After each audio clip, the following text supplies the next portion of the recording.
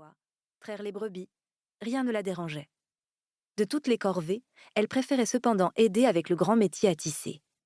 Ida déliait la laine ou les bobines de lin, Ingun s'occupait du tissage et elle finissait en coupant le fil avec une paire de cisailles en mauvais fer qui servait aussi bien à tondre les moutons qu'à tailler les étoffes.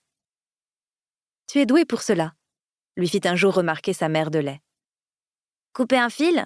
Ça n'a rien de compliqué ?» avait répondu elle en fronçant son petit visage avec une expression sérieuse. Ingun lui avait retourné un sourire tendre, quoiqu'un peu mystérieux. Le même jour, elle quittait la halle en compagnie d'Ida pour regagner le rondin sacré. L'ombre du borgne enflait sous le soleil déclinant. Un cercle d'enfants se tenait là, dans le clair-obscur. Elle pensa d'abord à un jeu. En réalité, des grands, 3-4 ans de plus qu'elle et Ida, chahutaient un garçon de son âge. Les doigts de leurs mains, déjà rugueux d'avoir manié la hache et le soc, tiraient ses cheveux blonds, pressaient ses joues creuses et le secouaient dans sa tunique sans ménagement. « Pourquoi tu dis rien ?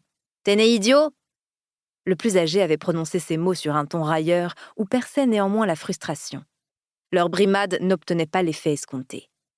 « Tyr n'est pas un causeur !»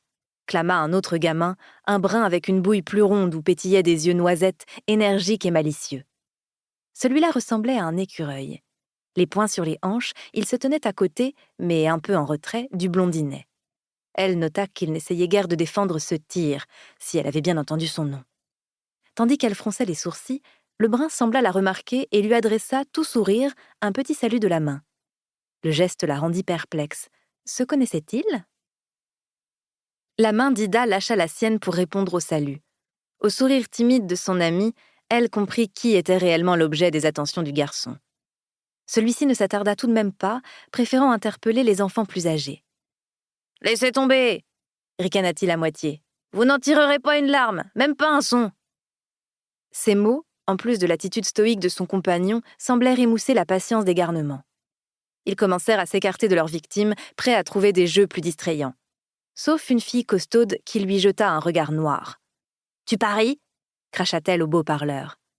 Elle asséna un coup de poing dans l'estomac de Tyr. Sous le choc, il recula d'un pas, cognant le tronc sacré du borgne. Un murmure enfla parmi les grands. Les règles tacites de leur jeu venaient d'être enfreintes. Tyr ne broncha pas. Il se contenta de presser son bras contre son ventre, courbé le temps de retrouver son souffle et se redressa sans un mot. Découvrant les yeux bleus qu'il cachait sous ses mèches trop longues, elle les trouva surprenants. Son regard était terne, pareil à celui du bétail placide du village. « Davantage mouton que garçon ?» pensa-t-elle. Tandis que la fillette le fixait, Tyr tourna brusquement la tête de son côté. Son visage s'anima. Il fronça les sourcils. Un éclat fit reluire ses yeux comme de l'acier. Elle sentit sa mâchoire se crisper. Son échine se raidit contre sa tunique de lin. Sa réaction viscérale tenait de l'instinct. Au lieu d'un mouton, elle avait l'impression de faire face à l'un de ces prédateurs de légende, les bêtes sauvages que Jord nommait les loups. L'image vint s'imposer à son esprit alors qu'elle n'en avait jamais vu de ses propres yeux et n'en verrait pas avant bien des années. Redoublant de curiosité, elle soutint le regard de Tyr. Leur échange silencieux ne dura qu'une seconde. Il passa inaperçu de tous, sauf du beau-parleur, qui parut surpris. Et peut-être d'Ida également ? Elle l'entendit pousser un soupir impatient. « Laisse ce bébé, Rund !» fit l'un des plus grands. « Allons plutôt nous baigner !»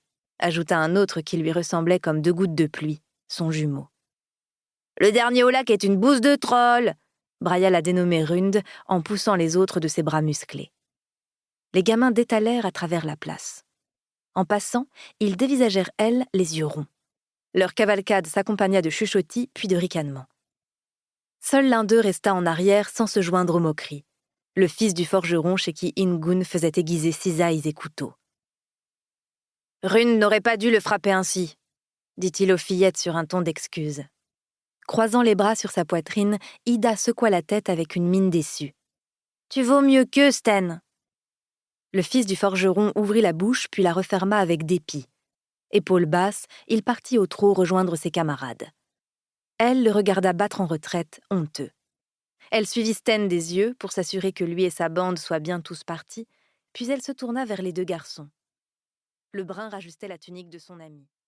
Pour continuer à écouter ce livre audio gratuitement, cliquez sur le lien dans la description et vous pourrez l'écouter en entier sans frais grâce à l'essai de 30 jours d'Audible.